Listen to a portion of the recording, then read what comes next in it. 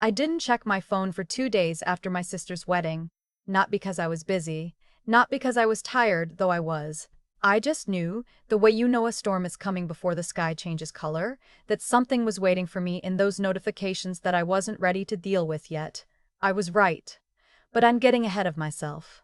My sister, my younger sister, 4 years behind me, got married on a Saturday in October. I know. That's not the beginning either. The beginning is earlier. The beginning is a lease agreement I signed 18 months before that wedding, and a conversation I had with my brother-in-law in a Panera Bread parking lot that I've replayed in my head more times than I can count. Let me start there. My sister, Adrienne, called me in March of 2 years ago.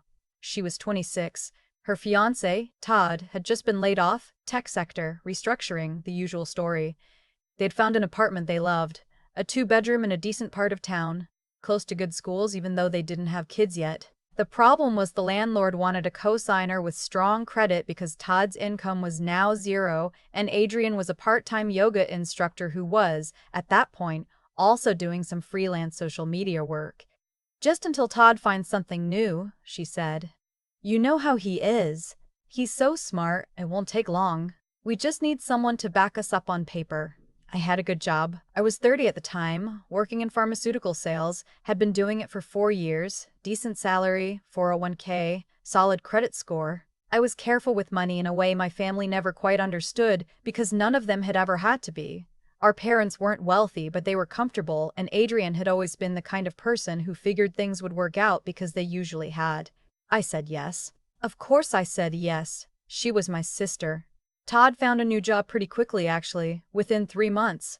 Not in tech. He pivoted to project management for a construction firm, which was fine, stable, decent pay.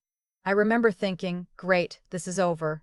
They'll refinance or the landlord will remove me from the lease. Problem solved. Except no one brought it up, and I didn't push it. That's on me. I know that. The months kept moving. October came and they got engaged. November, December, the holidays.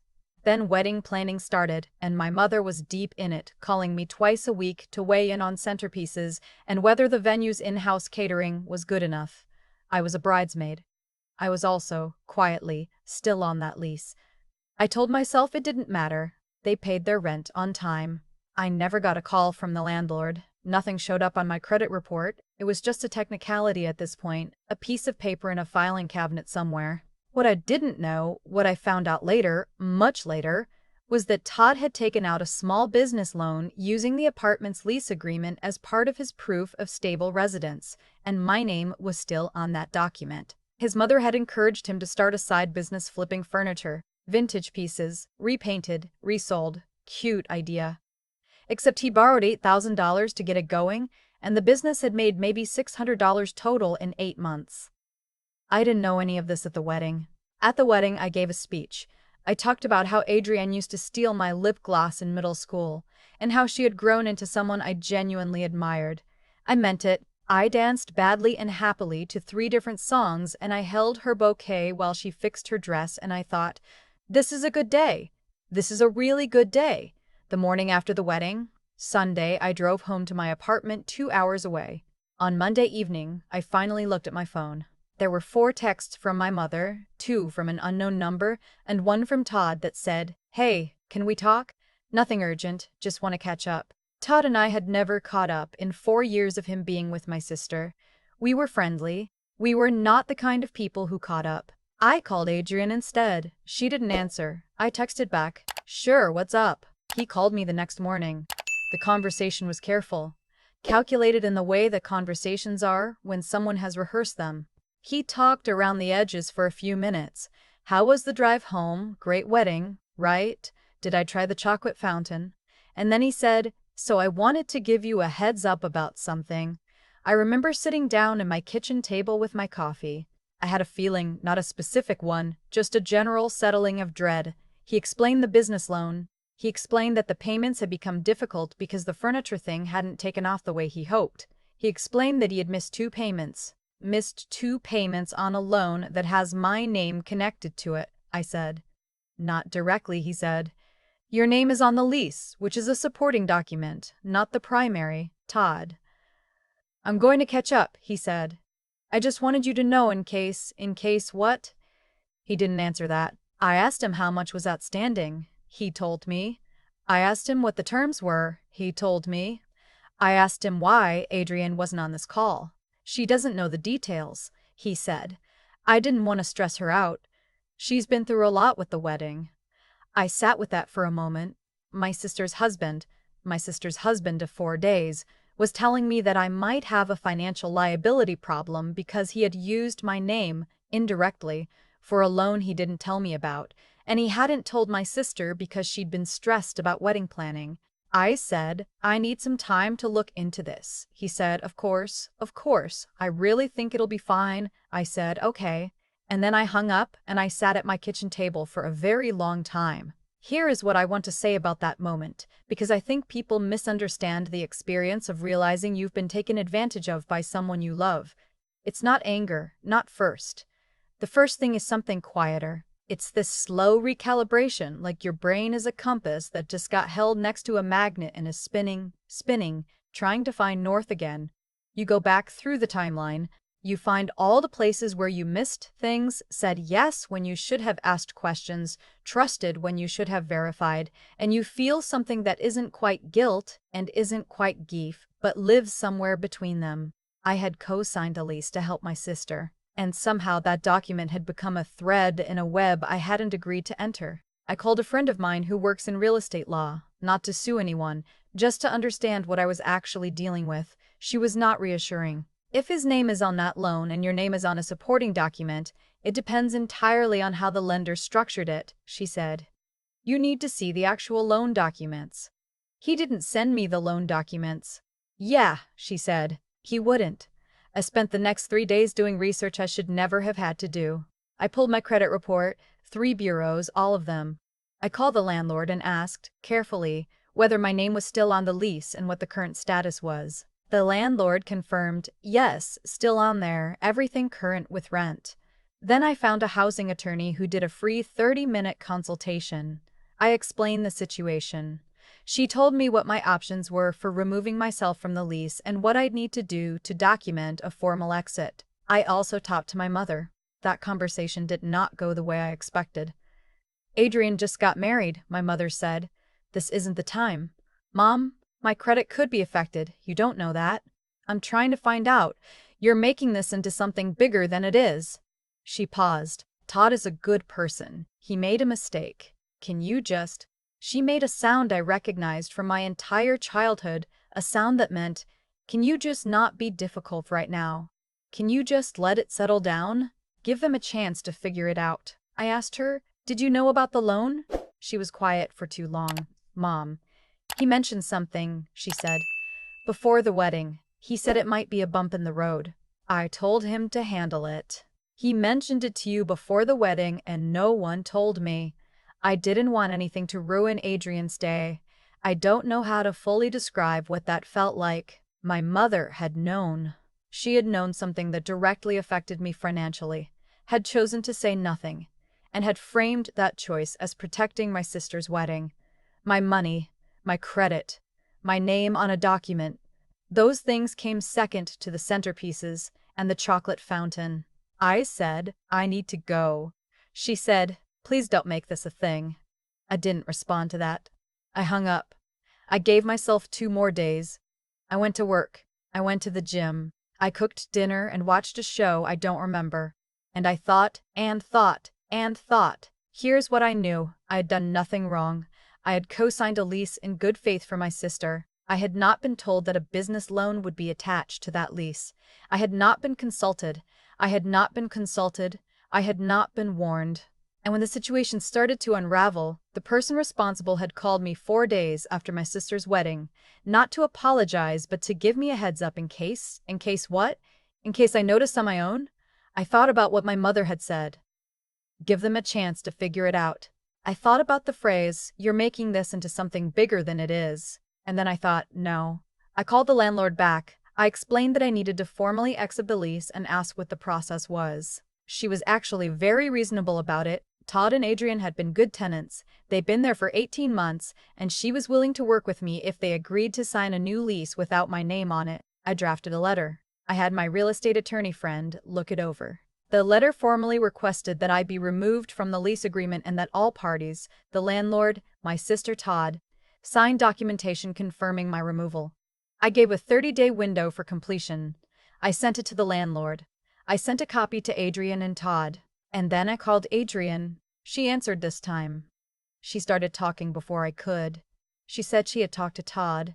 She said she knew I was upset. She said she understood, but could we please handle this quietly, without getting lawyers involved, because they were still getting settled after the wedding and the stress was. Adrian, I said, I need you to listen to me for a minute. She stopped. I co-signed that lease because you asked me to and because I trusted you. I was not told about the loan Todd took out using that lease as a supporting document. I was not told that he missed payments. I was not told any of this until 4 days after your wedding, by your husband, in a phone call I was not prepared for. Mom knew before the wedding and didn't tell me. Silence. I am not trying to hurt you, I said. I am trying to protect my own financial future. That is not the same thing as being dramatic. It is not making this into something bigger than it is. It is me recognizing that no one in this situation thought to consult me while simultaneously expecting me to absorb whatever consequences came from it. More silence. Then Adrian said quietly, I didn't know about the loan either. That one landed differently. I believe her. I believed her then. I think Todd had kept it from both of us, operating on some private logic where managing it himself meant it didn't count as a problem until it absolutely did. I'm sorry, she said. I'm really sorry.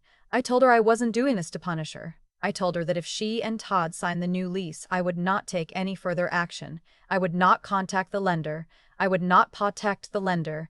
I would not file anything formal. I just needed my name off that document. She said she'd talked to Todd. It took 9 days. 9 days of silence, one text from my mother asking me to reconsider, and one awkward voicemail from Todd that was mostly throat-clearing and vague reassurances that he was working on it. On the 10th day, the landlord emailed me a signed copy of the new lease. My name was not on it. I printed it. I put it in a folder. I sat with it for a minute. I'm not going to pretend there was a dramatic moment of triumph. There wasn't. There was just relief, mostly, and something else underneath it. Something I haven't entirely named yet. A kind of grief, I think, for the version of my family I thought I had. The version where everyone was operating in good faith, where being the responsible one meant something other than being the one whose name could be quietly borrowed. The texts came after. Not 78 missed calls, nothing that cinematic. Just a pattern over the following weeks of reaching out. My mother invited me to Sunday dinner 3 times in 2 weeks. Adrian texted asking if I wanted to get coffee. Todd sent a message that said I know I handled this badly. I want to make it right. I didn't respond immediately to any of them, not out of cruelty, not because I wanted to punish anyone, but because I had learned in a very specific way that my instinct to smooth things over quickly, to say it's fine, let's move past it, had costs. That instinct had kept me on a lease for 18 months past its usefulness, had made me the default cosigner, the default problem absorber, the person whose calm was mistaken for consent. I needed to feel the edges of this before I let it be repaired. I went to Sunday dinner eventually. I got coffee with Adrian. I had a conversation with Todd that was honest and uncomfortable and not entirely resolved, and I don't think it ever will be, fully. Trust doesn't fully regenerate. It grows back differently, like scar tissue, functional, but you can feel where it was torn. What changed is harder to describe. I stopped saying yes before I understood what I was agreeing to. I started asking questions out loud that I used to only ask in my head. When my mother called me the following spring about a different favor, something minor, something that would have been easy, I found myself saying, "Let me think about it and get back to you." 5 words I had never said to her in my life. She was quiet for a second. Then she said, "Okay," and I thought that's it actually. That's the whole thing. Not a revenge arc, not a dramatic confrontation, not a moment of reckoning where everyone apologized exactly the right amount.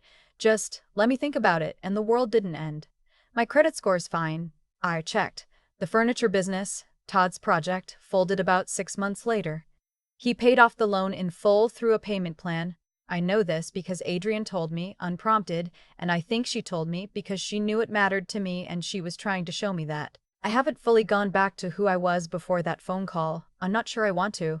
The version of me who signed that lease without a follow-up plan, who trusted that people would handle things so I wouldn't have to, who stayed quiet so someone else's day wouldn't be ruined. That version of me paid a price she didn't have to pay. The version of me now still shows up, still helps, still loves her family in that frustrated, complicated, entirely real way. But she reads the documents first. She asks the questions out loud.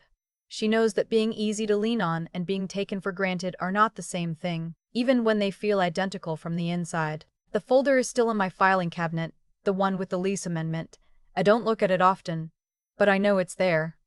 There's a version of this story where I stayed quiet and nothing happened, where I let Todd handle it, where I went to Sunday dinner and smiled, where my name stayed on that lease until something actually broke and I had no one to blame but myself for letting it go that long.